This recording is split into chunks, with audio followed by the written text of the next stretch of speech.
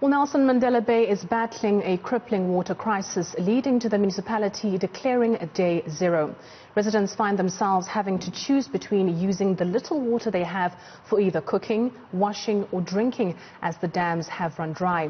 The municipality has struggled to provide a reliable water supply for the last 2 years, at least during the drought, or due to the drought rather. An infrastructure collapse is also worsening the situation. Well, I'm joined now by Trevor, Balzer, the Director General of the Department of Water and Sanitation. A very good morning to you, and thank you so much for joining us. Good morning, Kira Petse, and good morning to your listeners as well. Well, let's just speak about day zero. Nelson Mandela Bay has already officially declared day zero. How urgently is the department responding to this crisis? Kira Petse, we've been working with Nelson Mandela Bay over a number of years. This drought is not a drought of yesterday. We've been working there for the last 3 to 4 years with the Metro in terms of managing their water resources. Currently, it's not a case of them not having any water.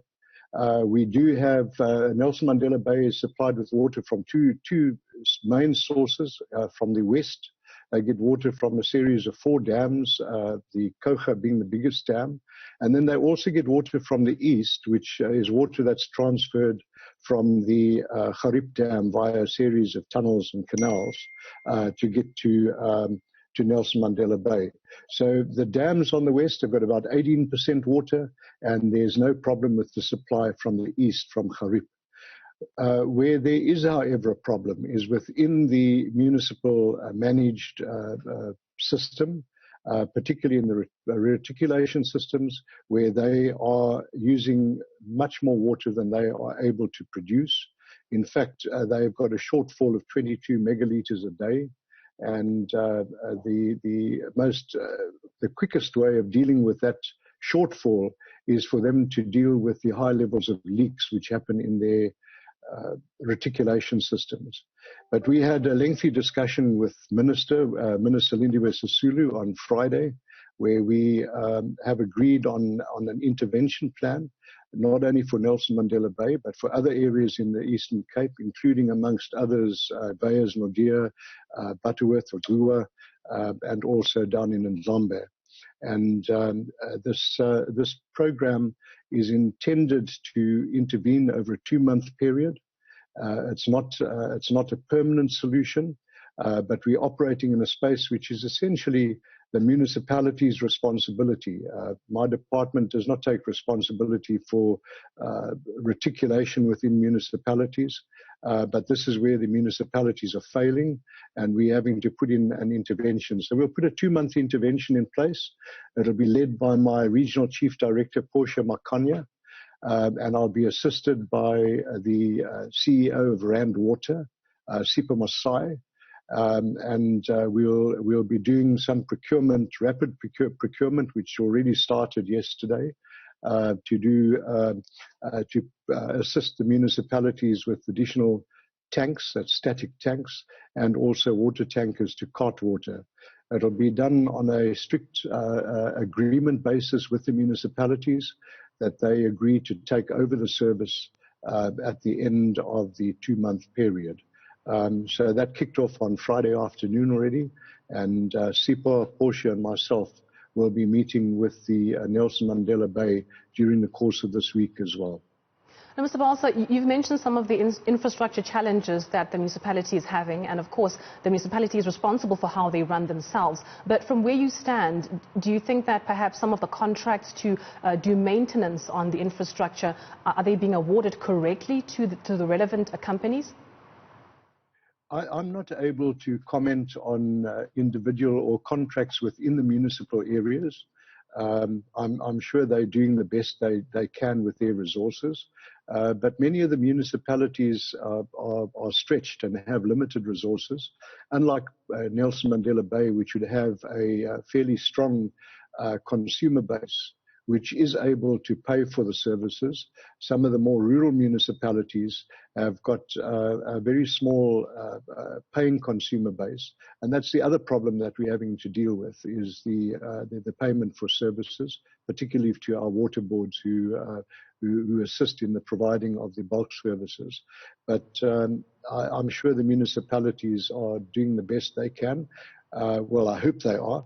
But I'll be able to ascertain what some of those difficulties are with procurement and the awarding of tenders when we engage with the Nelson Mandela Bay municipality during the week.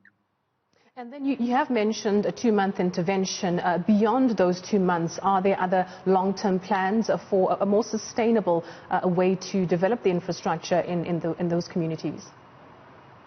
Yes, indeed. If I could once again reflect on Nelson Mandela Bay, from the supply on the western side, we really need to pray for rain. So that's what we need to do there. We're going into the rainy season or approaching the rainy season, and that's why we've limited the intervention to 2 months, because come November we should then be into a summer wet cycle, the start of a summer wet cycle. But we also have intervention in place from the eastern side, a Kharib supply, where we are doing some upgrades to the Sundays River Canal, which had a serious failure a year or two ago, and we're doing those repairs to be able to get increased capacity through that canal, which feeds into what we know as the Noodgedag scheme, which is a low-level scheme which comes in past the Markman industrial estate in Nelson Mandela Bay, and pushing more water from that side. So we can then rely on more heavily on both sources of water rather than relying to a large extent on the supplies on the western side, which are more drought prone. And just lastly, with the country moving to level 1 of the lockdown, there will be probably an increased demand as more people go back to work, more children go back to school, and perhaps even the hospitals become busier. Would you say that you're confident with the measures in place that there will be enough supply for the residents? We will continue to monitor the situation. You know, the drought, while the drought has been, the national drought declaration was lifted in July, we continue to monitor the situation in particular hotspots, as we call them, and we have a national rapid response task team in place, which does at very short notice go out and assess the situation and particular areas of failure, and then we would intervene where we can.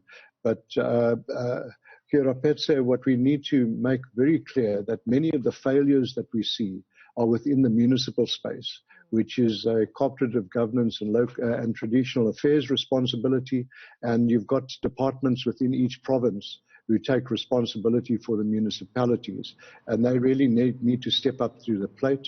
From my department and the budget that we have available, we're not able to fund municipal service delivery, but we will certainly make sure that from the bulk water supply to those local government areas, that we maintain our systems, the systems which we directly manage and the systems that are directly managed by the water boards, but we will intervene where necessary within the parameters or the available budget that we have, and within the guidelines that have been given to us by National Treasury in terms of what we can use from the recently approved adjusted budget appropriation. Well, thank you very much for joining us, and we do hope to hear from you after engaging with the municipality with regards to what some of their challenges are and how they also plan to deal with those. That was Mr. Trevor Balzer, the Director General of the Department of Water and Sanitation.